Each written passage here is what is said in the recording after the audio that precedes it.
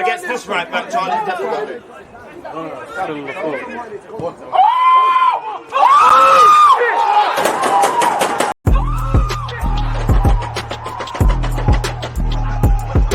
Always just that active and defending. I think it's like.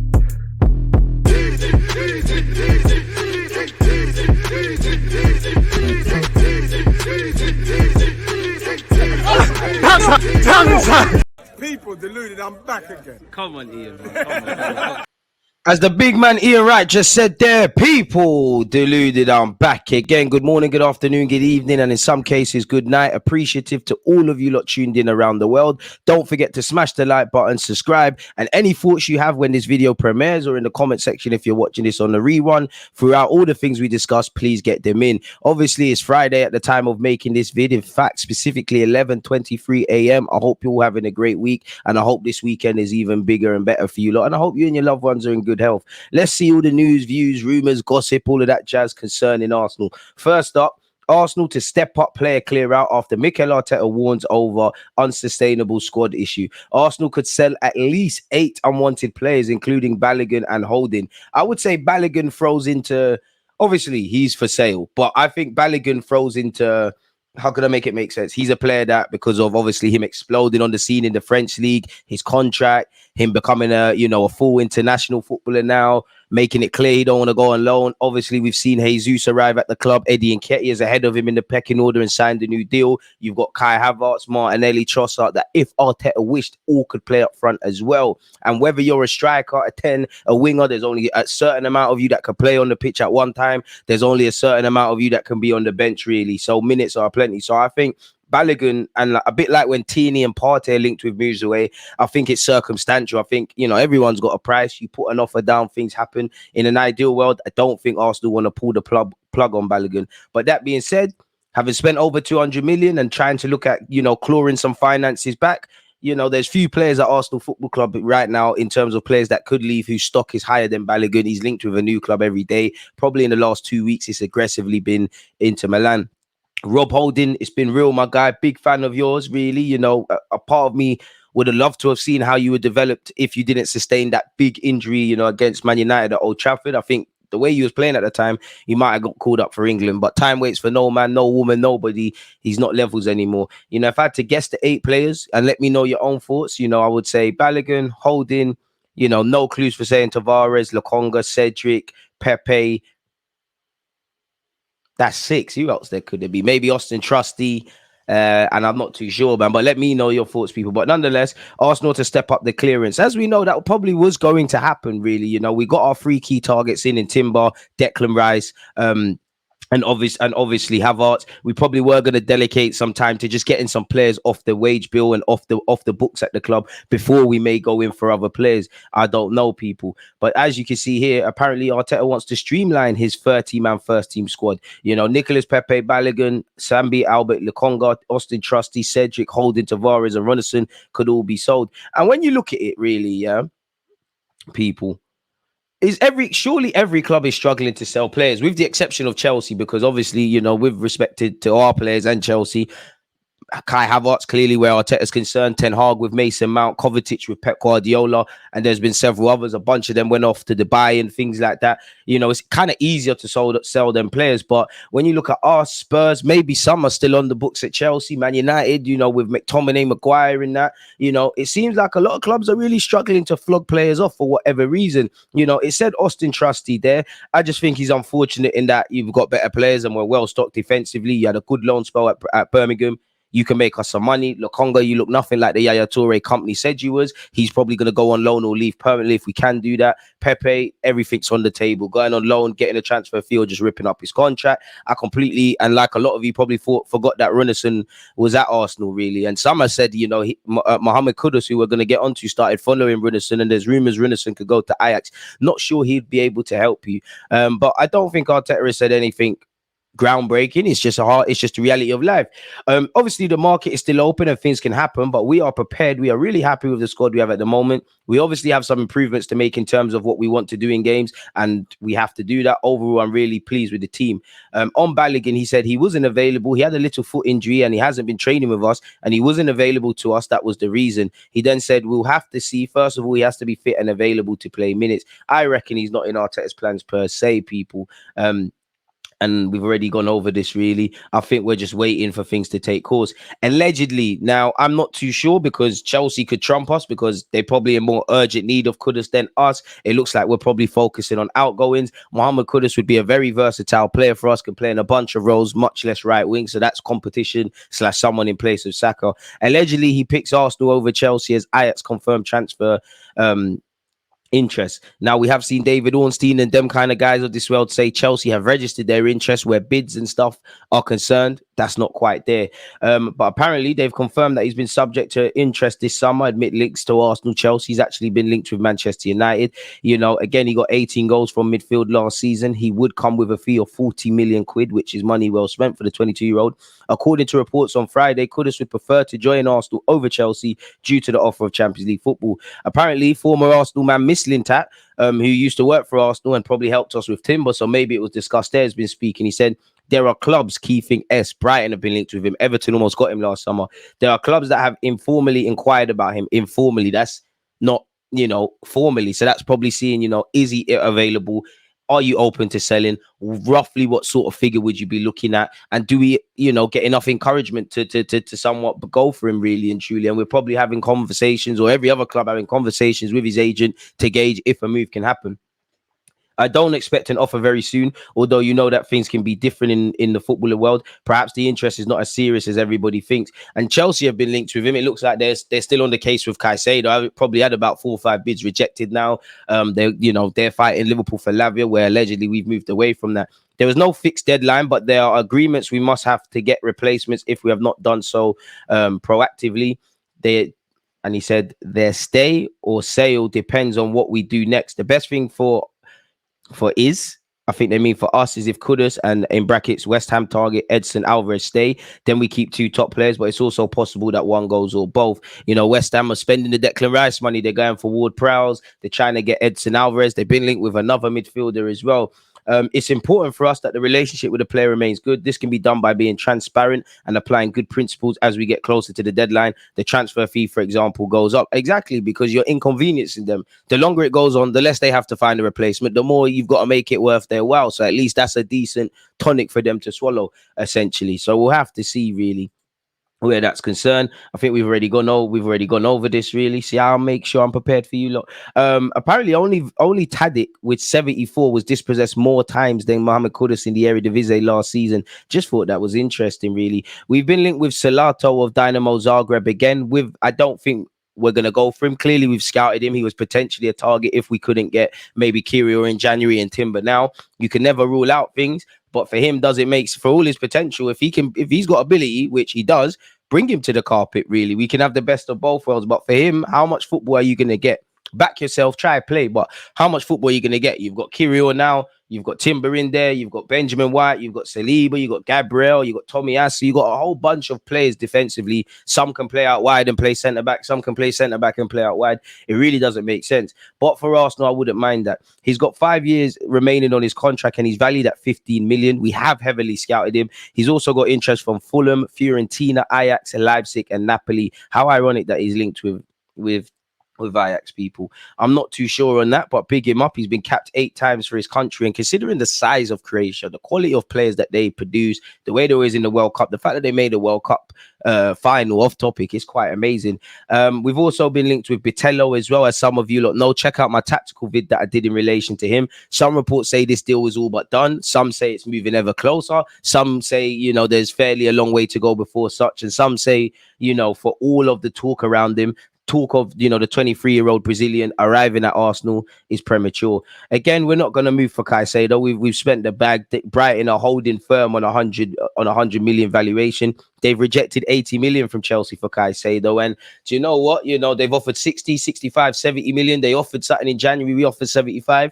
In hindsight, Caicedo signing that new deal shagged yourself, because you would have been in a position of weakness, unless you are, better yet, unless you did what McAllister did. McAllister's agent / dad played a blinder, got a new deal, release clause of about 35 odd million quid just before the World Cup, where his valuation went up.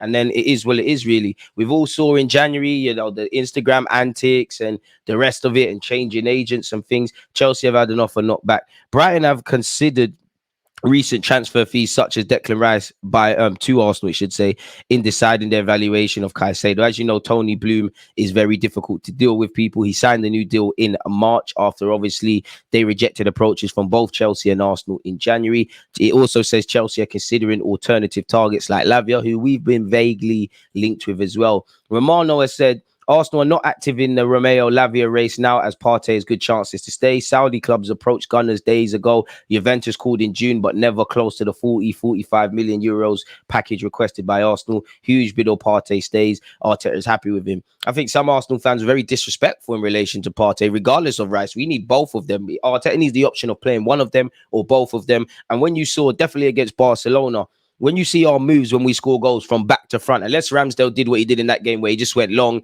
Jesus clipped it to someone, and I think Trossard scored. Partey is central to our build-up play.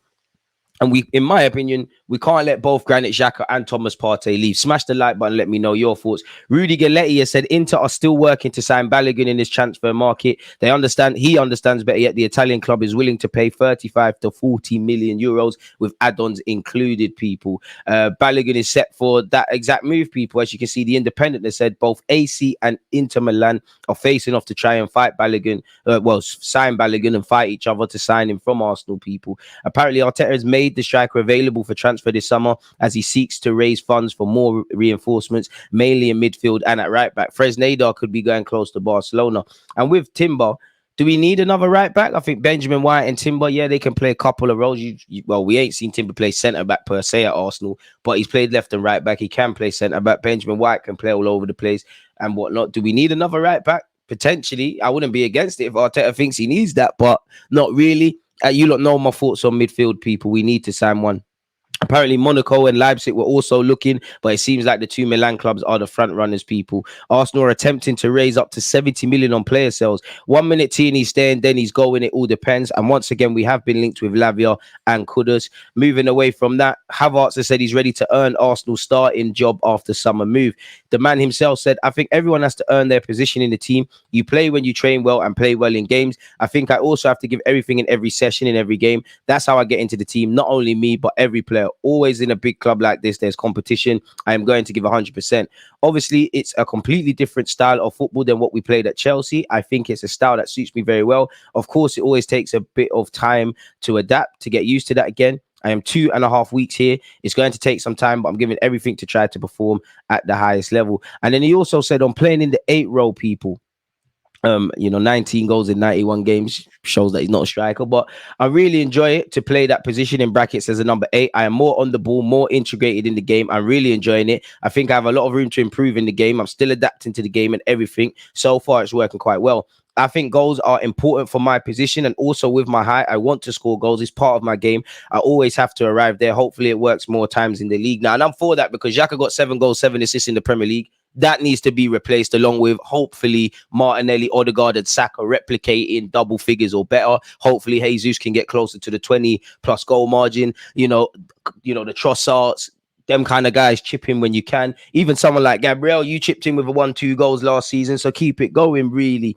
And I like that because you replace Xhaka for goals. Off that, I think the late runs he makes into the box could become a trademark. The last. Not identical. Obviously, Odegaard helped him out a bit against Barcelona, and MLS All-Stars, Marquinhos set him up. But I think his late runs arriving to the back post could become a thing. And he's mentioned his height. Arteta keeps mentioning his height, and we are getting more physical players, really. You can be 5'8" or 6'3". You can have a 6'3" man that isn't physical and a 5'7" guy that is physical, but we need height and we need options. So big him up, man. Hopefully, he finally said the team is amazing and it definitely feels like home already. They have made it very easy for me to integrate with the team. It's fun to be with them. They're all so young and hungry. They're exactly what I wanted, and I'm very happy to be here. Hopefully, we can make Chelsea look stupid for letting him go. He also said on Arteta, I think he was giving me this message from the first second when I spoke to him. The first time I felt the support straight away. And I think this is very important for me as a player. He just gives me trust, and hopefully I can give it back, which, as you know, it's a two-way street. So we'll have to see, really and truly. Hopefully he can take confidence from his gaffer. And he's also praised Arteta again. I think this is the same thing. Sorry, Arsenal are a team that like to pass the ball a lot more than Chelsea, and I think that will suit Havertz, said Didier Hamad. Sorry, so that's irrelevant to us. Moving on with that.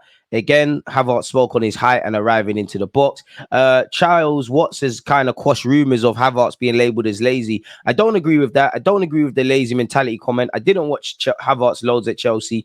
But people I speak to at Chelsea watched him all the time. One thing he wasn't was lazy. He presses really well. He never stops working. He runs a lot. He's a tool player, and he may look a bit languid, but he's not lazy at all. Everyone who's watched him would agree with that, and he's an Arsenal player, which I don't think he's lazy. Arteta wouldn't have you there.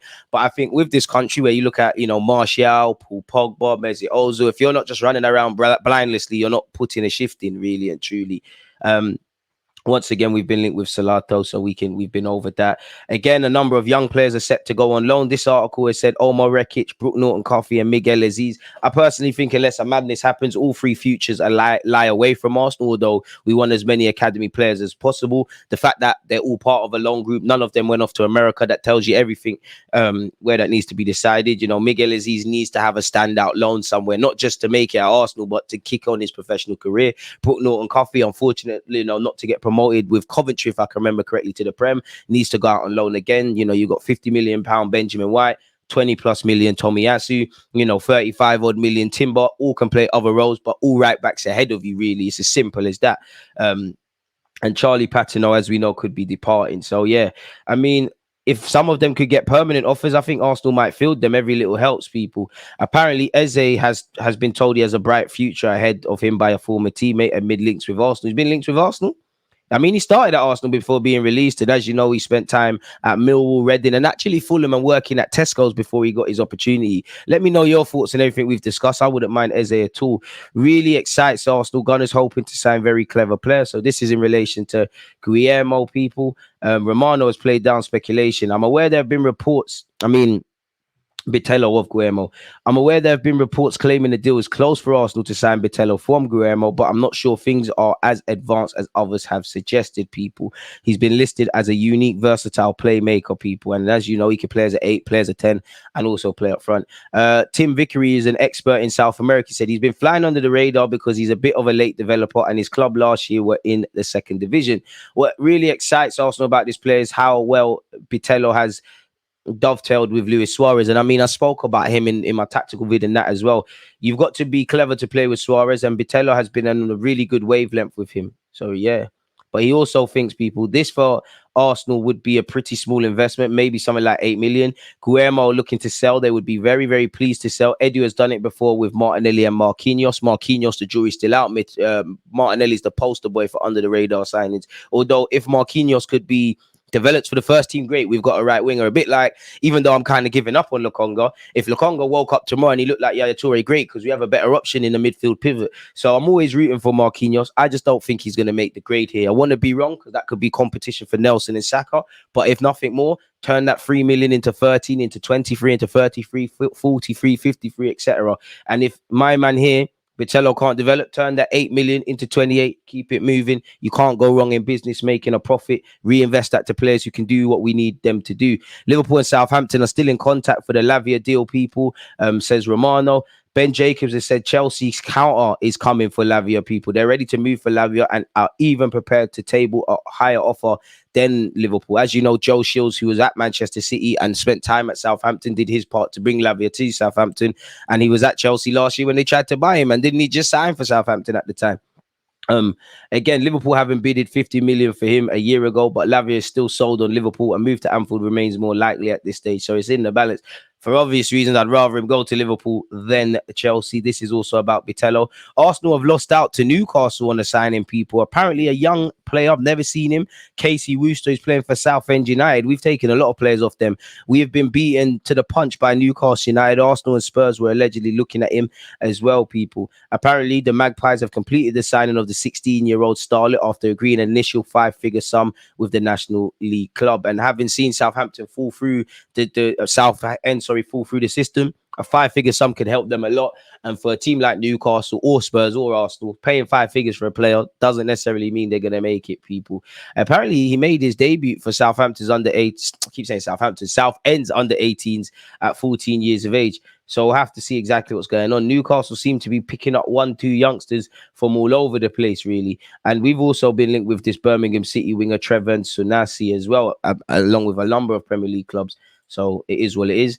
For what it's worth, Mohamed Kudus is not training with the team for the 4th day in a row, whether he goes to Chelsea, Arsenal, or elsewhere. Big up Arsene Wenger, because his statue allegedly has been delivered to the Emirates. So hopefully they put that up, polish it, and then unveil it to the public. And apparently, finally, once again, we've called our interest in Liverpool and Chelsea target Lavia, people. So we'll have to see. Hopefully, I still want another midfielder, regardless of Lavia and Caicedo. You know, when the market opened, we would have loved to have had Caicedo ecstatic over Declan Rice. I still think we need 2 centre midfielders, even though Kai Havertz is signed for the club. So yeah, let me know your thoughts on everything we've discussed. God bless you all. Check out the rest of the content. One love. Always